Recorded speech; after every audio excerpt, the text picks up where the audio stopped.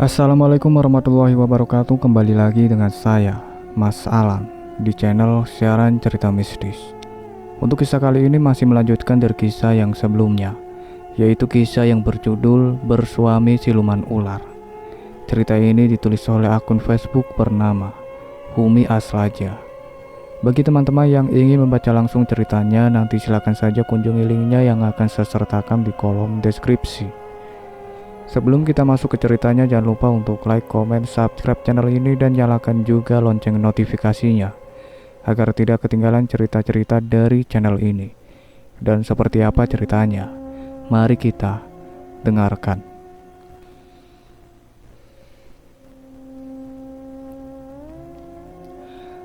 Tentang hidupnya yang tidak pernah berubah dari muda, selalu menderita. Untung ia bisa nyopir dan dipercaya oleh seorang juragan sayur untuk mengantarkan sayur ke kota. Si bungsu ia bawa karena tidak bisa sekolah, tidak cukup biaya, dan bisa sedikit membantu pekerjaan ayahnya. Carmila mendengarkan dengan takjim, merasa kasihan juga terharu. Tak lama kemudian, mereka berhenti di sebuah warung makan. Patua mengajak Carmila makan. Dengan senang hati Carmila segera mengikuti Patua, mencari tempat duduk yang pojok menghindari tatapan sinis pelanggan lain. 3 piring nasi putih dengan sepotong tempe bacem. Carmila tersenyum. "Neng, maaf, Bapak cuma bisa belikan nasi sama lauk tempe ya," ucap si bapak yang ternyata sudah langganan di warung tersebut. Karena pemilik warung sudah cukup paham dengan menu si bapak. Bedanya, jika biasanya 2 piring, sekarang 3 piring. Beberapa pembeli saling lirik dan tertawa geli. Carmila tersenyum. "Gak apa-apa Pak, saya malah terima kasih atas kebaikan Bapak yang tidak akan pernah saya lupakan," ucap Carmila, lalu beranjak menemui pemilik warung. "Bu, boleh saya pesan daging ayam 3 porsi?" tanya Carmila. Pemilik warung menatap tidak percaya, takut tidak dibayar. Carmila paham. Ia merogoh buntelan dan meraih 2 lembar lalu ia berikan pada si ibu warung. "Apa segini cukup?" tanya Carmila, sembari meletakkan 2 lembar uang merah di hadapannya si ibu warung. "Oh, cukup Neng." "Hehehe, iya Neng, segera," serunya berubah ramah. Carmila tersenyum. Saat kembali ternyata si bapak belum makan dan menunggu Carmila kembali. "Ada apa nak?" tanya si bapak khawatir takut Carmila dapat masalah. "Oh, tidak Pak, tadi saya pesan kuah sop. Saya suka seret kalau tidak pakai kuah," jawab Carmila sembari kembali duduk. Tiba-tiba, pemilik warung segera datang dengan 3 porsi ayam goreng utuh. Si bapak melotot. "Maaf Bu, ini siapa yang pesan?" serunya heran. "Si Eneng ini." "Tenang, sudah dibayar sama si Eneng," seru si pemilik warung bergairah. Carmila mengangguk. "Wah, makan daging Pak, nanti sisanya kita bawa pulang ya," seru anaknya yang sedari tadi diam saja. "Ayo Pak, kita makan," ajak Carmila yang disambut tangguhkan oleh si bapak. Setelah merasa kenyang, Carmila segera bangkit. "Pak, sepertinya saya sampai sini saja. Terima kasih atas tumpangannya ya," ucap Carmila. Pria tua itu terkejut. "Neng mau kemana?" tanyanya khawatir.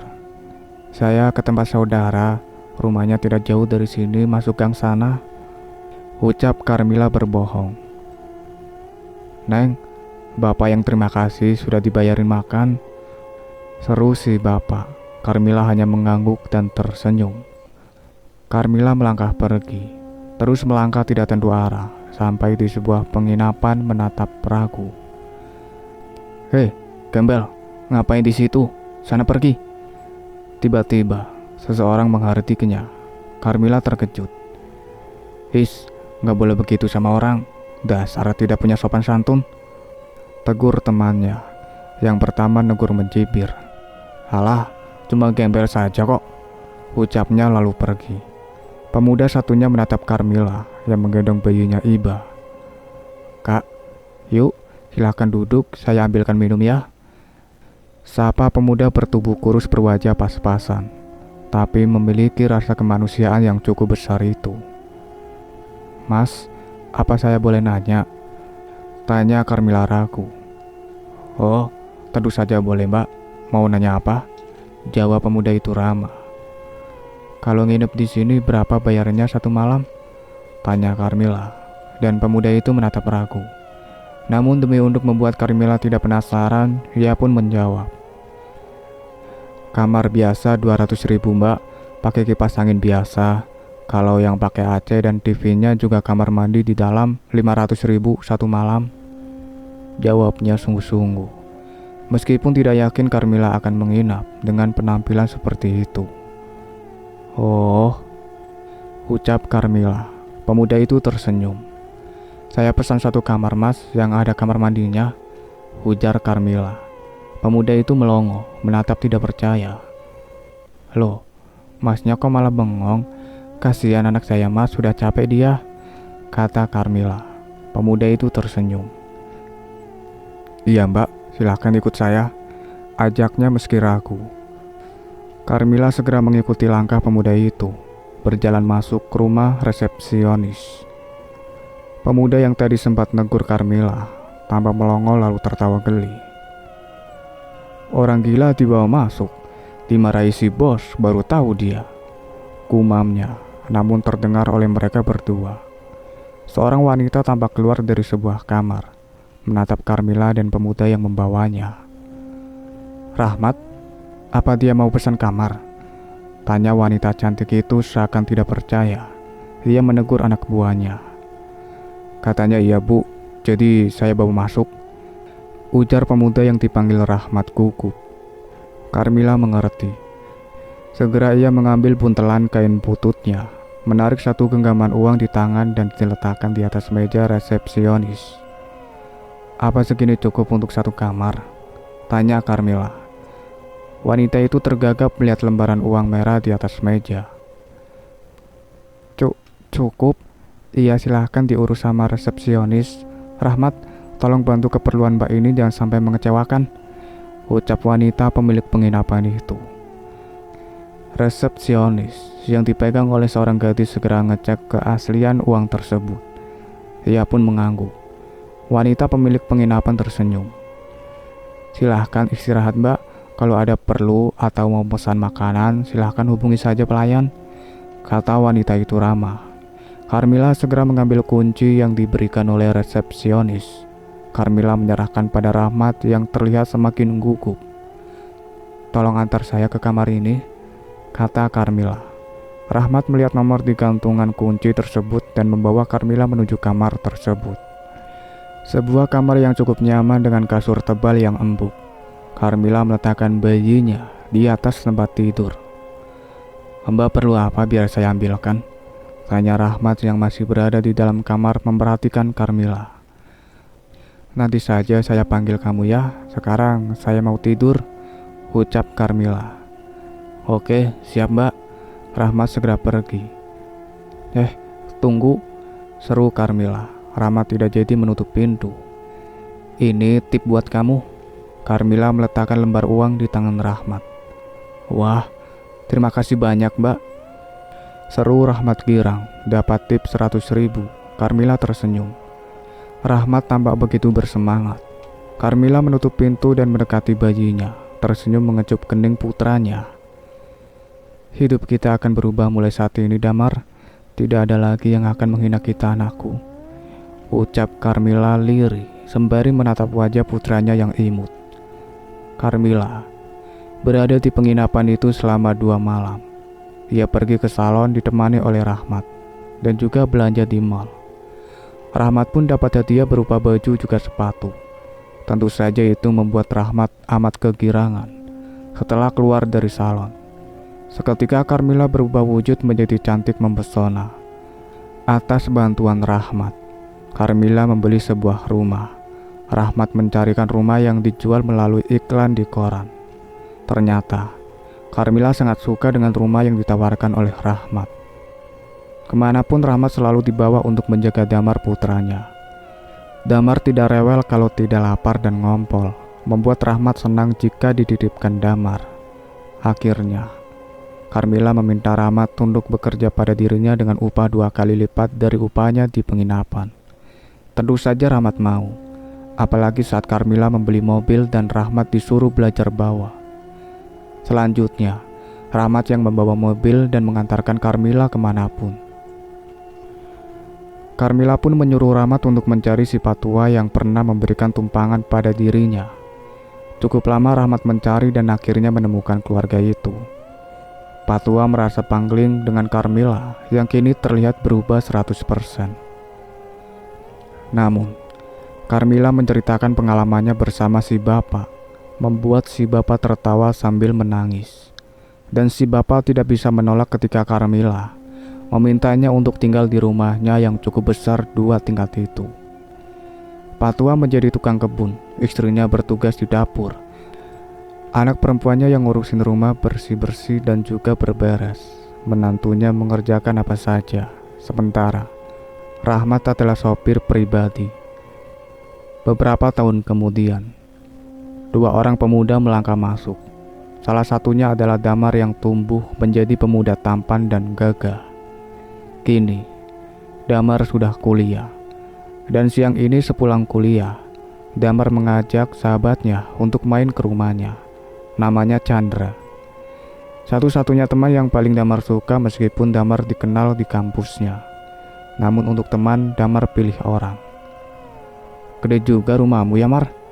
ucap Chandra, tidak bisa menyembunyikan kekaguman melihat betapa mewahnya rumah Damar.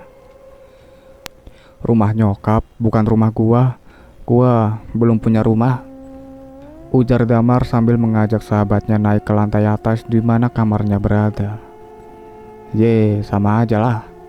Damar tertawa gela, suaranya membahana. Keduanya masuk kamar dan Chandra kembali terkagum melihat kamar Damar yang mewah. Serba ada di dalam kamar itu yang cukup luas. Tempat ngegame dan tempat ngegame sangat luar biasa. "Oh iya, nyokap lo kemana? Kok nggak kelihatan?" tanya Chandra, penasaran seperti apa rupa ibunya Damar. Dalam pikirnya ibunya Damar adalah wanita jet set yang tampilnya menor full perhiasan. "Nyokap jarang keluar, jarang ketemu orang," ujar Damar. "Pasti bokap lo orang kaya yang ninggalin warisan begitu banyak untuk nyokap lo," kata Chandra pula. Damar tertawa geli. "Gak tahu, gak pernah nanya gua. Gua taunya bahwa bokap sudah meninggal, itu saja." Damar merebahkan diri di tempat tidur yang cukup besar dan mewah. Tiba-tiba, Chandra merasakan kepalanya pusing. "Lo kenapa, Chan?" tanya Damar yang melihat Chandra limbung. "Gak tahu, tiba-tiba pusing kepala gue, Mar," ujarnya. Damar membantu untuk merebahkan di tempat tidurnya. "Kecapean kali lo ya," ucap Damar. Chandra diam saja. Damar tidak pernah tahu jika Chandra sahabatnya mempunyai kelebihan bisa merasakan kehadiran makhluk astral. Jin atau siluman bisa terdeteksi oleh Chandra apalagi jika berada satu melintas di tempatnya. Tiba-tiba, Chandra merasakan mual dan perutnya serasa diaduk. "Chan, lo kenapa?" "Ah, nggak lucu loh, tiba-tiba sakit gini." Damar terlihat panik, mencari minyak parem yang dioleskan ke kaki, tangan, dan juga perut Chandra. Chandra keringat, membuat Damar panik. "Bang Rahmat, Mang Tatang, tolong!" seru Damar dari tangga berlari turun dengan tergesa. Rahmat segera menghampiri. "Ada apa tuan muda?" Rahmat panik. "Itu bang, teman saya sakit." "Teman yang mana?" Rahmat terlihat bingung. "Itu di kamar, cepat tolongin." Damar terlihat sangat panik. Mang Tatang yang adalah menantu Patua segera datang. "Ada apa, Den?" Damar menjelaskan pada seisi rumah jika temannya tiba-tiba sakit. Mendengar keributan, Carmilla ibunya pun keluar dari kamar. Segera naik ke kamar Damar sang putra. Bi Arum, Mang Tatang, Rahmat, mereka berada di kamar memeriksa Chandra yang sekarang tidak sadarkan diri. Carmilla mendekat dan menatap wajah Chandra teman anaknya Damar. Carmilla terlihat tersentak sedikit gugup. Damar memperhatikan ibunya. "Mah, kita bawa ke rumah sakit aja ya," ucap Damar yang merasa takut. Carmila duduk di pinggiran tempat tidur sebelah Chandra berbaring. Semua menjauh. Tidak apa-apa, biarkan saja dia istirahat sebentar, ucap Carmila setelah meraba kening juga leher Chandra dengan punggung tangannya. Mama yakin tidak apa-apa? Tanya Damar serius. Iya gak apa-apa, nanti juga dia biasa lagi. Sementara itu, Chandra tiba-tiba sukmanya berada di alam lain. Di sana ia melihat tempat yang dikelilingi kabut. Chandra mencoba melangkah dengan hati-hati. Tiba-tiba, ia melihat seorang wanita cantik berdiri di tepi danau. Chandra merasa penasaran dengan wanita cantik itu. Ia coba mendekat dan wanita itu menoleh padanya secara perlahan. Chandra terkesiap melihat betapa cantiknya wanita itu. Dan wanita itu tersenyum padanya membuat Chandra merasakan sesuatu yang berbeda. Jantungnya berdebar kencang, hatinya berbunga-bunga. Saat ingin mendekat, tiba-tiba sebuah kepala ular besar muncul dari dalam danau. Tepat di belakang wanita cantik tersebut, Chandra terkesiap dan ia pun kembali ke dalam jasadnya. Terbangun seketika dengan nafas tersengal. Namun seketika nafasnya tertahan ketika melihat wajah wanita yang ia lihat dalam alam bawah sadarnya itu. Kini tengah duduk di hadapannya. Chandra, lo gak apa-apa? Tiba-tiba Damar mengguncang bahunya. Carmila segera bangkit dan melangkah pergi meninggalkan senyum penuh misteri. Damar menepuk-nepuk pundaknya. Chandra menatap Damar lurus. Tadi siapa, Mar? Tanyanya terbata. Damar celingukan. Yang mana? Damar terlihat bingung. Tadi wanita yang duduk di sini, ujar Chandra sembari menyentuh tempat bekas ibunya duduk. Oh, itu nyokap gua, ujar Damar santai. Ah, apa? Nyokap lo? Kejut Chandra. Iya, kenapa sih lo? Jangan bilang lo naksir sama nyokap gua, sengit Damar dalam canda. Chandra terdiam merenung sejenak. Melihat sikap Chandra, Damar merasa curiga. Ada apa? Damar menatap wajah ganteng Chandra serius. Enggak apa-apa, jawabnya singkat. Namun itu justru membuat Damar merasa penasaran. Jika seseorang berkata demikian di saat raut wajahnya begitu serius, percayalah, pasti ada sesuatu yang tidak bisa ia ungkapkan dengan ucapan. Sesuatu yang dia sendiri tidak mengerti, apalagi orang lain. Ya sudah yuk, kita makan. Tadi sepertinya kamu kesambet. Itu biasanya terjadi karena asam lambung naik, kata Damar serius. Apa urusannya kesambet sama asam lambung?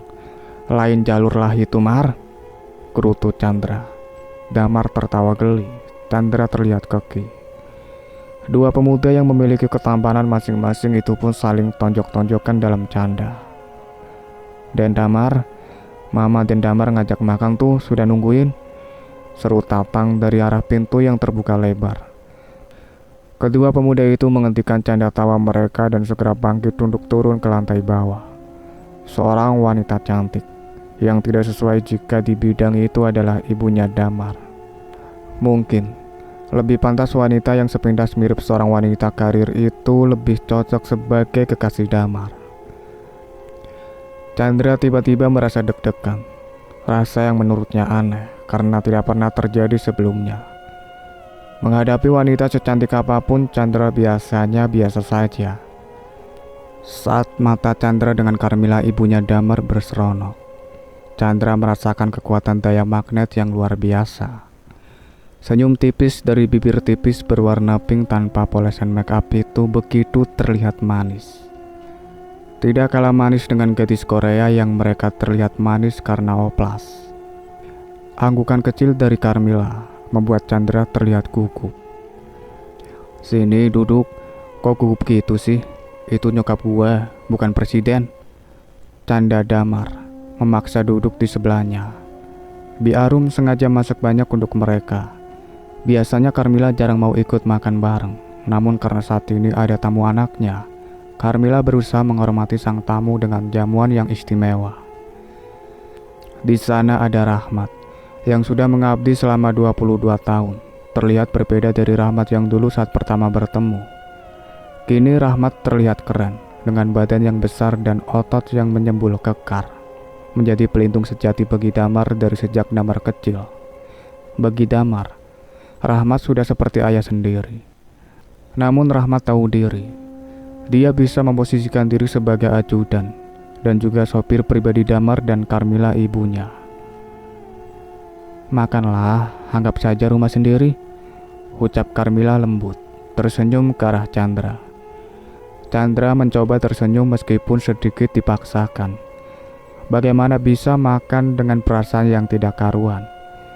Rahmat terlihat lahap, makan tidak pernah bosan.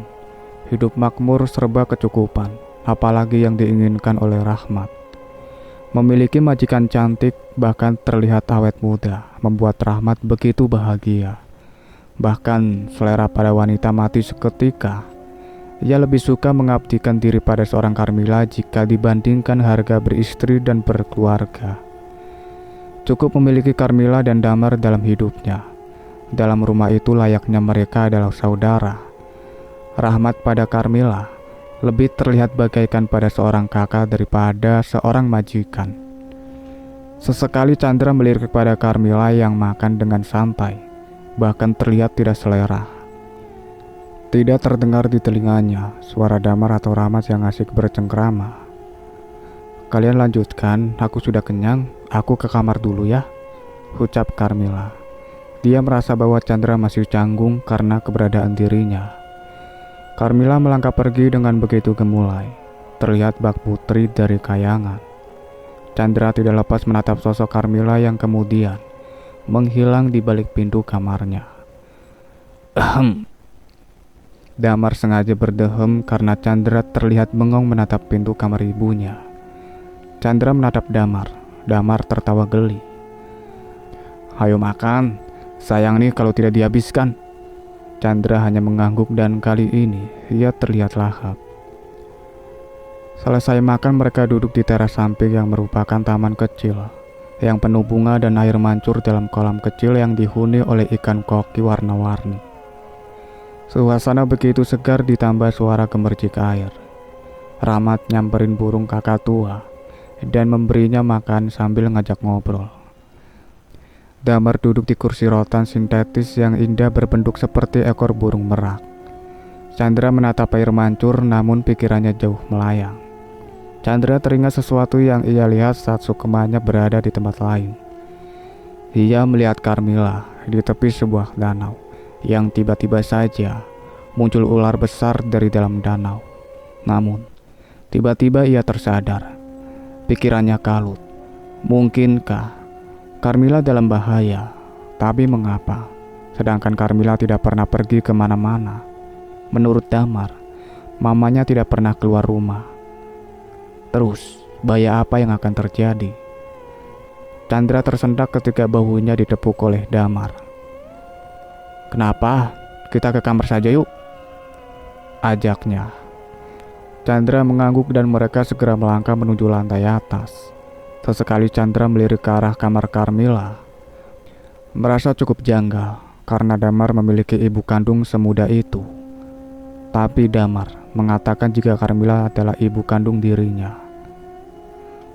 Damar meminta Chandra untuk menginap di rumahnya. Semula Chandra ingin menolak karena tanpa sepengetahuan Damar. Chandra merasa gelisah yang tidak bisa ia ungkapkan. Namun, kegelisahan itu terjawab ketika tengah malam ia terbangun, bergerak turun untuk mengambil air minum. Chandra mendengar suara aneh dari kamar Carmilla ketika ia melewatinya. Suara desis begitu keras dan berulang. Chandra mengernyitkan dahinya sehingga sepasang alis tebalnya bertemu. Begitu penasaran, sehingga langkahnya berhenti di depan pintu kamar Carmilla. "Chandra sedang apa di situ?" Tiba-tiba, sebuah suara membuat Chandra hampir terlonjak saking kagetnya. Cepat menoleh ke arah pemilik suara. Rahmat berdiri di sana menatap penuh selidik. Bang Rahmat, tidak apa-apa bang, haus mau ambil air minum," ucap Chandra sembari gegas melangkah ke dapur. Chandra, seru Rahmat tegas. Chandra seketika hentikan langkahnya. Iya bang, kenapa? Tanyanya sedikit takut. Mau kemana? Ini kan air minum. Atau kamu biasa minum air keran? Ucap Rahmat sembari melirik kepada galon di sampingnya. Chandra tersenyum sembari garuk-garuk kepalanya. Gak lihat bang, di rumah air minum di dapur. Hehehe, ujarnya kikuk. Rahmat tertawa geli. Dasar kamu makanya nanya, kata Rahmat pula. Chandra segera meraih gelas di sebelah dispenser, meminum air putih beberapa teguk. Rahmat juga terlihat mengambil gelas dan meracik kopi. Bang Rahmat ngopi jam segini? Tanya Chandra. Iya, udah biasa kok. Nggak tidur bang. Rahmat tertawa pelan, membawa cangkir kopi ke ruang makan. Aku jarang tidur. Tidur mungkin cuma 2-3 jam saja, ujarnya. Emang Bang Rahmat udah berapa tahun ikut keluarga Damar? Tanya Chandra sembari duduk di kursi hadapan Rahmat. Seumuran Damar, karena waktu aku ikut kerja dengan Kak Carmila, Damar baru 2 bulan. Udah selama itu? Rahmat mengangguk. Enggak pernah nikah? Enggak, jawabnya cepat. Terus mamanya Damar juga. Lo di sini Chan, kirain kemana? Cukup sekian ceritanya sampai di sini. Nantikan kelanjutan ceritanya. Saya akhiri, wassalamualaikum warahmatullahi wabarakatuh.